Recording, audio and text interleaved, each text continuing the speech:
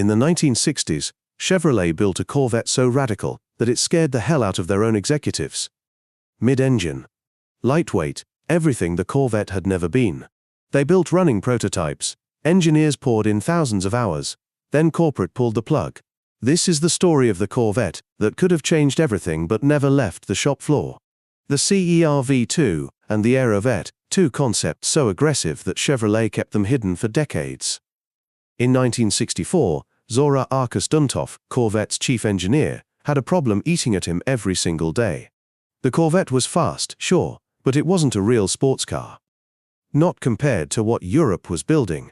Ferrari had the 250 GTO destroying everything on the track. Ford was about to unleash the GT40 to take down Ferrari at Le Mans. Chevrolet? They had a front-engine muscle car that turned like a barge next to the mid-engine monsters coming out of Italy. Duntov was a racer before he was an engineer. He'd driven at Le Mans, he knew what a real sports car felt like. And the Corvette, as much as he loved it, wasn't there yet. The weight distribution was wrong. The engine sitting up front meant understeer in every hard corner. American muscle was all about straight-line speed, but Duntov wanted more. He wanted a Corvette that could hang with European exotics through the curves. So he didn't wait for approval, he just built it. The CERV-2, Chevrolet Engineering Research Vehicle 2. Mid-engine layout, aluminum chassis, independent suspension at every corner. The entire thing weighed under 2,000 pounds. For comparison, the production Corvette at the time was pushing 3,200 pounds. Duntov cut over a ton of weight out. Behind the seats sat a 377 cubic inch small block, cranking out 500 horsepower. This was 1964. Most production cars were lucky to hit 300. The engine was based on Chevrolet's small block V8, but Duntov's team reworked everything. New heads, special cam, revised intake, they built it specifically for this car. Nothing off the shelf would cut it. The CERV-2 hit 60 in under 3 seconds flat. Quarter mile in 10.8 seconds. Top speed pushed past 200 miles per hour. In 1964, those numbers were absolutely insane. For context, the fastest production car you could buy in America that year was the Shelby Cobra, and it did 0 to 60 in about 4.5 seconds. The CERV-2 was a full second and a half faster. Road and Track called it the most advanced sports car chassis in America. Motor Trend said it made the production Corvette look like a truck. But the numbers only tell half the story. The CERV-2 handled. Engineers who tested it said the balance was perfect. Mid-engine meant weight right where you wanted it. The car rotated through corners like nothing else coming out of Detroit. Duntov took it to the GM Proving Grounds in Milford, Michigan, and ran lap times that embarrassed everything else on the track, including some actual race cars. Here's the kicker. Duntov built the CERV-2 as a race car, but he wanted it to become the next Corvette, the actual production model. His plan was simple: prove the concept on the track, force corporate to approve it. If he could show that a mid-engine Corvette could win races and destroy the competition, how could they say no? GM executives showed up to Milford to see it run. Duntov put on a show. He ran the performance numbers, showed them the handling, explained how this could be the Corvette for the next decade. They watched everything. They nodded. They talked among themselves. Then they said no.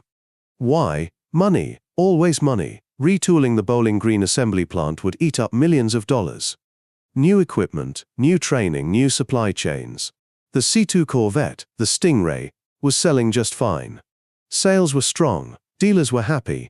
Why take the risk on something completely new when the current car was printing money?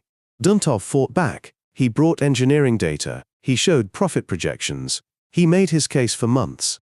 He argued that Ferrari was eating Chevrolet's lunch in racing, and a mid-engine Corvette could fight back. None of it mattered. The bean counters looked at the tooling costs and shut it down. The CERV-2 became a showpiece, rolling out at auto shows to get press attention. Then it vanished into GM storage, a race car that never saw a real track, a production car that stayed a dream. Jump to 1973, everything had changed. The gas crisis hit that year. Lines at gas stations, rationing, Suddenly, big V8s and muscle cars looked like dinosaurs. Performance was supposedly over. The horsepower wars were done. Insurance companies were crushing muscle car sales with insane rates. The EPA was tightening emission standards. Detroit was in full panic mode. Most people thought performance cars were finished, but Duntov wasn't giving up. He dragged the CERV2 concept back out and rebuilt it for a new era. New body, same mid-engine layout. They named it the Aerovette, and this time it looked like it might actually happen. The Aerovette ran a rotary engine, not a V8. A Wankel rotary, 4 rotors, sitting right behind the driver. Chevrolet was all in on rotary tech. They'd been developing it for years. The rotary was smooth, compact, and theoretically more efficient than a traditional piston engine. Perfect for the gas crisis era. Perfect for a mid-engine package where space was tight. The engine made around 420 horsepower. Not as much as the CERVII's V8, but remember, this was the MID-70S. Emissions regulations had neutered most American 5.8s down to 200 horsepower or less. The rotary was actually powerful for the time, and it revved like nothing else. Smooth power all the way to 8,000 RPM. Bill Mitchell designed the body, and it was gorgeous. Mitchell was GM's head of styling, the guy responsible for some of the most beautiful American cars ever built. The Aerovette had that classic 70s wedge shape. Pop-up headlights. Sharp lines. Aggressive stance. It looked fast just sitting there. The design influenced car styling for years afterward, even though most people never knew where those ideas came from. GM gave it the green light in 1975. Production set for 1980. This wasn't just concept car dreaming anymore. This was real. Engineers started finalizing production specs. Marketing teams planned the launch campaign. Dealers got briefed on what was coming. The automotive press caught wind of it and started running stories about Chevrolet's revolutionary new Corvette. Everything was moving forward. Then 1977 happened. GM axed the entire rotary program, just killed it. The rotary engines were having reliability issues. Fuel economy wasn't as good as promised. Emissions were harder to control than they thought. The whole rotary bet collapsed. And without the rotary engine, GM said there was no Aerovette. Here's what makes this hurt even more. After they cancelled the rotary, some engineers wouldn't let it die. They threw a small block V8 into the Aerovette prototype. Just to see what would happen, they tested it. It worked beautifully, actually worked better than the rotary version. The V8 had more torque, more reliability, easier maintenance. Everything clicked. John DeLorean was running Chevrolet at the time. He saw the V8 Aerovette. He drove it. He loved it. DeLorean pushed hard for production. He told corporate this was the Corvette they needed to build. But corporate said no again. The tooling costs were still there. The risk was still there. And by this point, they'd already invested in updating the C3 Corvette that was in production. Easier to stick with what they knew. The V8 Aerovette ran 0 to 60 in 5.9 seconds. Top speed hit 160 miles per hour. Better performance than the C3 Corvette sitting in showrooms. It handled sharper. It looked meaner. The fuel economy was actually decent for a V8. It was everything the Corvette needed to be for the 1980s. Instead, it collected dust while Chevrolet kept cranking out the same basic front-engine design from 1963. The C3 stayed in production until 1982, 19 years of the same platform. What did killing these concepts cost Chevrolet? Let's talk about what happened next. The 1980s rolled around. Japanese manufacturers started getting serious about performance cars. The Nissan 300ZX came out. The Mazda RX-7. The Toyota Supra. All of them had modern designs, better handling, more refinement than American sports cars. The Corvette kept selling on reputation and V8 power, but it was getting old.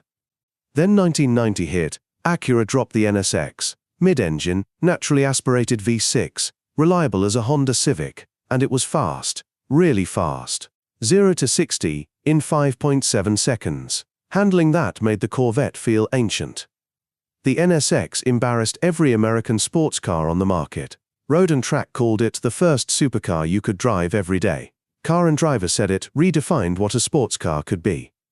Here's the thing. The NSX was everything Duntov tried to build with the CER-V2 back in 1964. Mid-engine layout, perfect weight distribution, advanced chassis design, reliable power. The NSX proved the concept worked. It proved there was a market for it. And it proved that Chevrolet had been sitting on the right idea for 26 years and did nothing with it. The Dodge Viper showed up in 1992, front engine, but with raw performance and aggressive styling that echoed what the Aerovette had shown back in the 70s. The Viper was a hit. It gave Dodge serious performance credibility. It became a halo car that made people excited about the brand again. That could have been Chevrolet in 1980 with the Aerovette. Chevrolet finally dropped a mid-engine Corvette in 2020, the C8. It took them 56 years after the CER-V2 to build what Duntov wanted in 1964. Think about that. More than half a century. The C8 is incredible.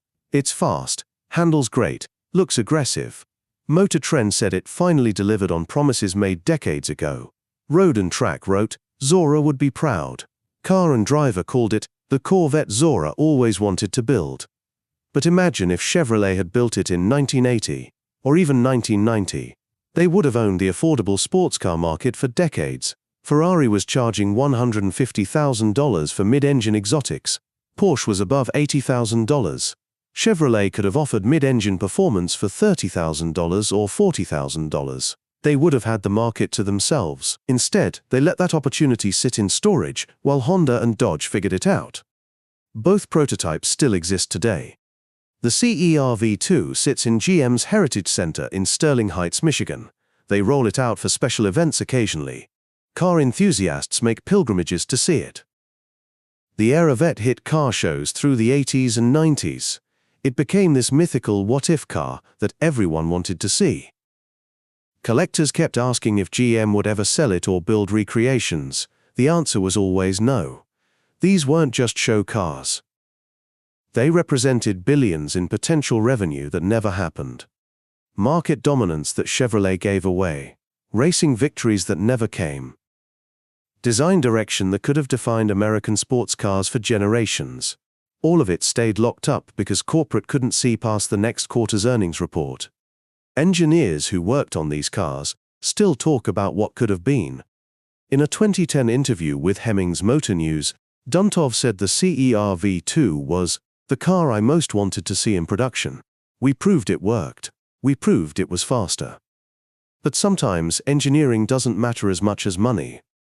Bill Mitchell gave an interview to Automobile magazine in 2004, where he called the Aerovette the most beautiful Corvette design that never made it. That car had soul, it had personality, everything a Corvette should be. 1977, right after they killed the Aerovette. Some people said watching that car die pushed him toward retirement. Other engineers from those projects have spoken out over the years. They talk about the frustration of building something incredible and then watching it get shelved. One engineer told Car and Driver in 2018, "We knew we had something special. Everyone who drove those cars knew. But corporate was scared. They were making money with the current Corvette, and change meant risk, so they chose safe over great." Now, these weren't failed experiments. These weren't bad ideas that didn't work. They were working, tested, proven machines that got murdered by corporate chickens who couldn't see past quarterly profit reports. The CER-V2 was faster than anything else on American roads in 1964. The Aerovette was ready for production in 1977. Both times, GM said no. The automotive press spent decades asking what if. Car magazines ran comparison pieces imagining how a production CER-V2 would have stacked up against the Ferrari 250 GTO. They ran speculation articles about how the Aerovette would have changed the 1980s sports car landscape. Enthusiast forums are still full of discussions about these cars. What if GM had the guts to take the risk in 1964? Would the CER-V2 have competed at Le Mans? Could it have beaten the Ford GT40 to victory? Would Chevrolet have dominated SCCA racing through the 60s? The CER-V2 had the speed, it had the handling. With proper development and racing support, it could have been unstoppable. What if the Aerovette launched in 1980 like it was supposed to? Would Chevrolet have owned the sports car scene through the 80s and 90s?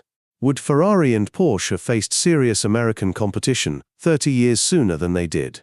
Would the NSX have had to compete against an established mid-engine American icon? Nobody knows what really could have happened. What we know for sure is Chevrolet built two of the most aggressive Corvette concepts ever, proved they worked, got approval on one of them, then buried them anyway. The CER-V2 and Aerovette were the boldest moves that never got their shot. Race cars that never hit the track. Production cars that stayed concepts. Dreams that stayed dreams. The C8 Corvette finally delivered on those promises in 2020. It's the car Duntov wanted to build. It's the car Mitchell wanted to design. And it's proof that those engineers in the 60s and 70s were right all along. Mid-engine was the answer. It just took corporate 56 years to figure it out. If you could go back in time with unlimited budget and force one of these into production, which one would you pick? The CER-V2 with its pure racing roots and 1960s aggression? Or the Aerovette with that killer 70s attitude and rotary engine? Drop your choice in the comments below. And that's why the wildest Corvettes are the ones that never made it past the concept stage. Sometimes the best ideas never get their moment. Sometimes corporate fear kills what could have been legendary.